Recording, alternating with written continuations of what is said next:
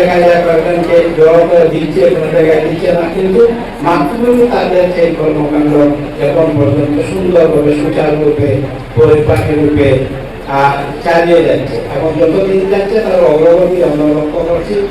সবচেয়ে বড় আজকে ধন্যবাদ যাকে জানাতে হবে তিনি হলেন বিনায়ক চক্রবর্তী, আমার অনুযোগ্য। বিনায়ক চক্রবর্তীর সঙ্গে আজকে যে রেজাল্ট আমরা দেখলাম বলাই হায়ার সেকেন্ডারিতে সবচেয়ে ভালো রেজাল্ট, সেই রেজাল্টের জন্য কিন্তু বিনায়ক চক্রবর্তীকে ধন্যবাদ জানাতে হয়। আমরা এখানে যারা বলেছেন সবাই খুব সুন্দরভাবে আগে সবই বলেছেন, ছাত্রদেরকে আমরা কি গাইডেন্স দেবো। টিচাররাই তো সবচেয়ে বড়, বলা মানে একটা টিচার যে ফ্রেন্ড ফিলোসফার এন্ড গাইড। টিচারই তোমাদের সব কিছু, তোমরা ক্লাসে সব বলে দিয়েছেন, শুনে দিয়েছেন, তোমাদেরকে শিক্ষা দিয়েছেন, সেই জন্য আজকে সেই রেজাল্ট করতে পেরেছ। এবং সেই জন্য তোমাদের প্রথম দায়িত্ব হলো আজকের এই শুভ দিনে, আজকের এই শুভ মুহূর্তে প্রথমে তোমাদের শিক্ষকদেরকে প্রণাম করবে, মা বাবাকে প্রণাম করবে, তারপরে তোমাদের দিনটা সুন্দরভাবে কাটাবে। আর ভবিষ্যৎ সম্পর্কে পরিকল্পনা তোমাদের এখন থেকে ঠিক করে নেবে, কারণ এইমটা আগে আমরা আগেই পড়তাম, এইম ইন লাইফ, এইমটা aim the ship is like a rudder without ship without rudder. তো রাডার ছাড়া একটা শিপ যেরকম ভাবে সমুদ্রের মধ্যে কোন জায়গায় তার গন্তব্য কিছু জানে না, এমনি যাচ্ছে, সেরকম ভাবে যাবে না। কিন্তু এখনই ঠিক করে নিলে তোমার মেধার সঙ্গে সামঞ্জস্য রেখে তুমি কোন দিকে যাবে।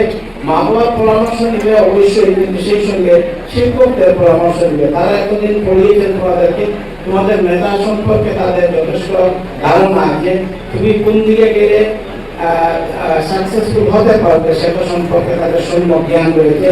সুতরাং তাদের কাছে পরামর্শ নেবে, মা বাবার পরামর্শ নেবে। এবং সবচেয়ে বড় হলো তোমার নিজের আত্মবিশ্বাস থাকতে হবে যে আমি যদি এই স্ট্রিমটা নেই তাহলে সেই স্ট্রিমে আমি আর্টস, সায়েন্স, কমার্স যে স্ট্রিমে যাওয়া না কেন, যে কোনো স্ট্রিমে আমি যেটা যাব সেটা আমি একবার সাকসেসের সাফল্যের চূড়ায় পৌঁছে যাবো। এপিজে আব্দুল কালাম বলেছেন যে স্কাই ইজ দ্য লিমিট, আকাশ হলো আমাদের সীমা, সেই পর্যন্ত আমরা সীমায় পৌঁছতে পারবো যদি আমাদের সেই পারসিস্টেন্সি, যদি আমাদের সেই এন্ডিউরেন্স, যদি আমাদের সেই ক্যাপাসিটি যদি থাকে। সেই ক্যাপাসিটির সঙ্গে হলো আমাদের পার্সিতে আলোচনা হবে। হঠাৎ একটা রেজাল্ট করলাম, তারপরে আমরা যখন আমি হায়ার সেকেন্ডারিতে পড়েছিলাম জিসি কলেজে, তো আমাদের সঙ্গে একটা স্ট্যাম্প করেছিল, থার্ড না ফোর্থ পজিশন হয়েছিল একজন, আর তার ছিল সেনাপতি নাম ছিল সেনাপতি সিং ভাই বলেন 1976-এ। তো রেজাল্ট দেখা গেল, রেজাল্টের ক্লাসিক পড়তে সায়েন্সে 1 বছর যাওয়ার পরে রেজাল্ট একবার খারাপ।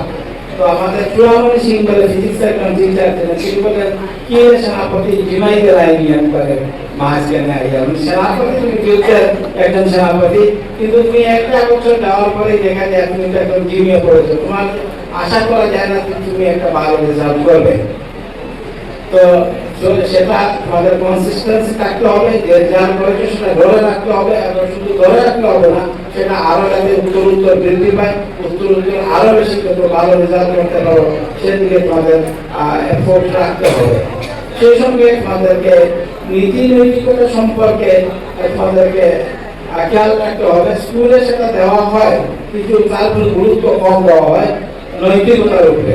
মরাল এডুকেশন, মরাল টিচিং আলাদা একটা সাবজেক্ট একটা দরকার কিন্তু সব স্কুলে, কিছু প্রাইভেট স্কুলে আছে, কিন্তু সরকারি স্কুলে আছে কিনা জানি না, আমি কলেজে পড়েছি সেখানে সেগুলো কোনো বাধাই নেই।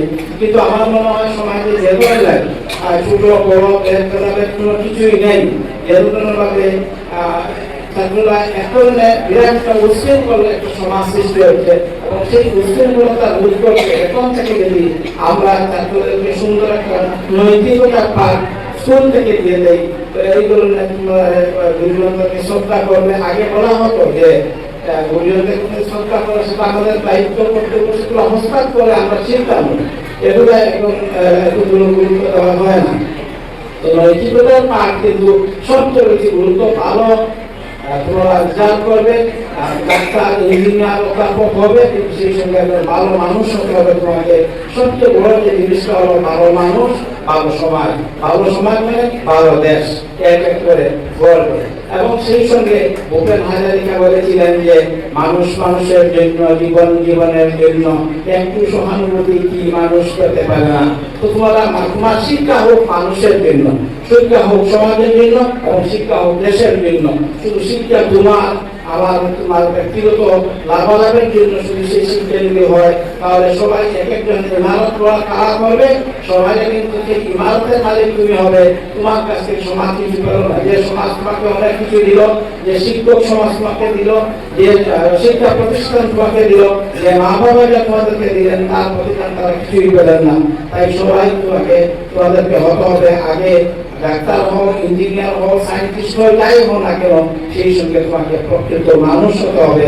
এবং প্রকৃত মানুষ হতে হলে প্রথম থেকে তুমি প্রভাব প্রতি গুরুজনদের প্রতি শ্রদ্ধাশীল হতে হবে, বয়স্কদের প্রতি শ্রদ্ধাশীল এবং ছোটদের প্রতি স্নেহশীল হতে হবে। কিন্তু দুটো জিনিসগুলি মানা হয়, ছোটদেরকে আমরা স্নেহ করবো আর বড়দেরকে আমরা সম্মান করবো। দুটো জিনিস মানলে, অনুশাসন মানলেই কিন্তু সমাজ যথেষ্ট সুন্দর হয়ে যায়। বাদ বাকি নৈতিকতা বাদ দিলাম, এই দুটো জিনিস মেনে চলতে কিন্তু সমাজে অনেক অনেক সুন্দর হবে। তোমাদের উত্তর বৃদ্ধি কামনা করে আমি এখানে শেষ করছি। তোমাদের দৃষ্টি সমাবে এখন ভালো বক্তা রয়েছে। ধন্যবাদ।